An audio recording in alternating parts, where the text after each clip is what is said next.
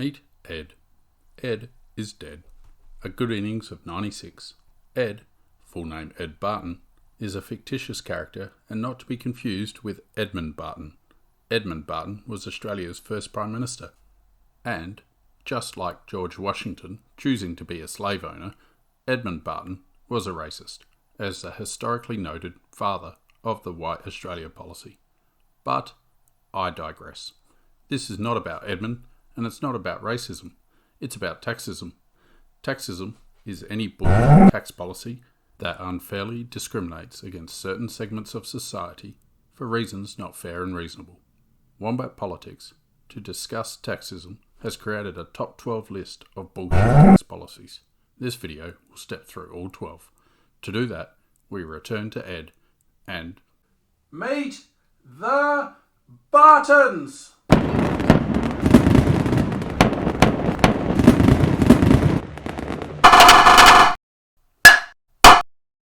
So, Ed had married Eva.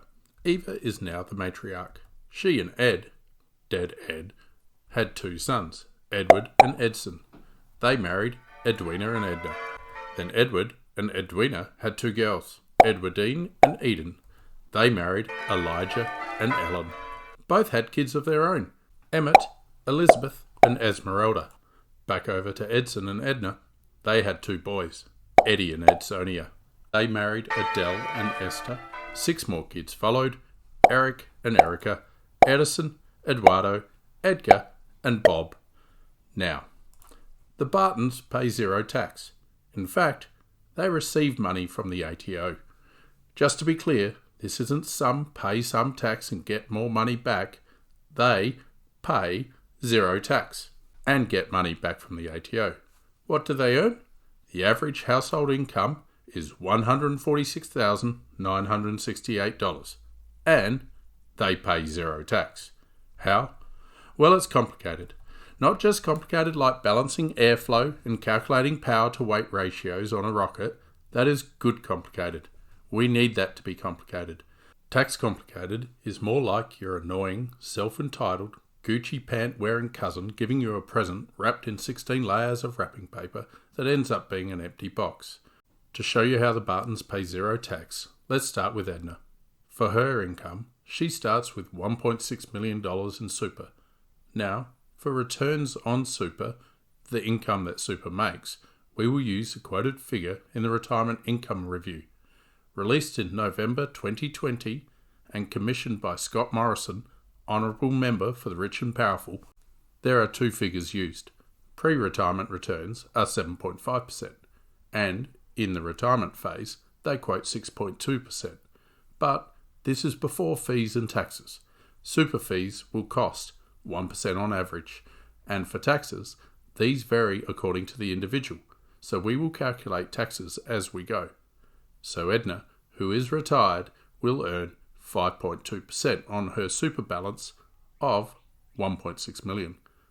But 5.2% sucks. 5% is much easier. What is important is comparison, that we use the same percentage returns for everyone. At 5%, Edna's super will earn $80,000 per year, tax-free. But not all $80,000 is equal. If you earn $80,000 gross means income before taxes, with $80,000 gross, you will pay $16,087 in income taxes. You then take home $63,013. Edna takes home $80,000. We can compare Edna to Sophie, a 35-year-old engineer on $106,000 gross. She pays $24,917 in income tax and pays a $2,120 Medicare levy. Now, the ATO, Australian Tax Office, taxes people to raise money. It also gives money back. These are called tax offsets. Sophie receives a $600 Lamito, lower and middle income tax offset from the ATO. This means she pays $600 less tax. After all this, her take-home pay is $79,563. So, we can say Edna's $80,000 tax-free income is slightly better than Sophie's $106,000 wage after taxes. Did you notice how complicated that was? Do you need a rest? Will a paleo diet and a $15,000 light machine help? Does it need to be complicated? No. What is the advantage? Or, whose advantage is it? Let's meet Sophie's sister, Penny. Penny is a hard-working, full-time student. She survives by earning $23,000 per year. At $23,000, the ATO offsets Penny's tax paid with LITO, low income tax offset of $700, LAMITO, lower and middle income tax offset of $255, total tax offsets from the ATO, $955. Wow, that's cool. $955 of ATO help. But at $90,000 income, you get $1,080 LAMITO. These offsets help a $90,000 income earner and everyone else in between more. Income tax, LITO, LAMITO, Medicare levy, and let's throw in SABTO, we'll discuss that one later, create a crisscrossing and fluctuating piece of bullshit. There is simply no good reason to have anything but income tax, easy and transparent. Back to Penny. Even though it will be hard to balance work and study, she has decided to work extra shifts to bring in an extra $5,000. Ta-da! Congratulations, Penny. You are now paying Australia's most punitive Medicare levy. On top of income tax, that $5,000 will cop a 10% Medicare levy, $500. I have a recipe that can help. If you earn $80,000 and get a $5,000 pay rise, you pay $100 in Medicare on that pay rise. Same for $120,000, $100. Same for $240,000, $100. And same for $1.2 million. You will only pay $100 on the extra $5,000 income. My point about complicated? Do you think Penny would be happy about being slugged 10% Medicare levy if it was obvious? You see, there is a certain type that expect low-income earners to catch up the 2% Medicare levy over the whole income as quickly as possible. This Medicare thump of low-income earners and the general lack of income tax transparency is number 12 on the bullshit tax policy list. Why catch up so quickly? Why catch up at all? We know that one of the most important determinants of health is income. What are we achieving by placing income stress on low-income earners? We could reconsider this money grab off low-income earners tax policy and replace it with a sugar tax. That way, we can start funding the enormous health costs that are caused by excessive sugar consumption, health costs that are paid for by every taxpayer. Sugar tax, or the lack of, is number 9 on the bullshit tax policy list.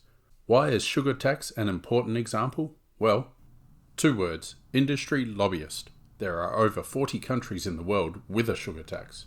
Australia is a world leader with other social health policies like cigarette tax. Sugar tax has been proven to be effective in improving health outcomes. Why lag so far with sugar and be so far in front with cigarettes? There is a very simple answer. Queensland grows sugar, not tobacco. Combined with the very powerful soft drink industry, they simply buy the policy setting they want. It is called lobbying, but it is simply buying power. Please note, this only works in the absence of a differing public opinion. An opinion that is constantly swayed and influenced by the rich and powerful, people like Murdoch, Packer, Stokes, and other perfectly average Australians. It would be naive to think tax policy is being run fairly, whilst we have a political system that receives lots of money from industry groups, and those being screwed are confronted by endless, pointless complexity, which is why Penny ends up paying 10% of her pay rise in Medicare levy. But I digress, because number 12 and number 9 do not help the Bartons, and this video, like the Bartons, is all about the Bartons. Well, that is the end of part 1. In part 2, we delve into super tax policy. It is horribly complex, and if you get through that topic, the rest are easy. But it is important. The best way to explain why it is important, I will quote John Oliver. If you want to do something evil, then put it in something boring. Thank you, and have a good day from Wombat Politics.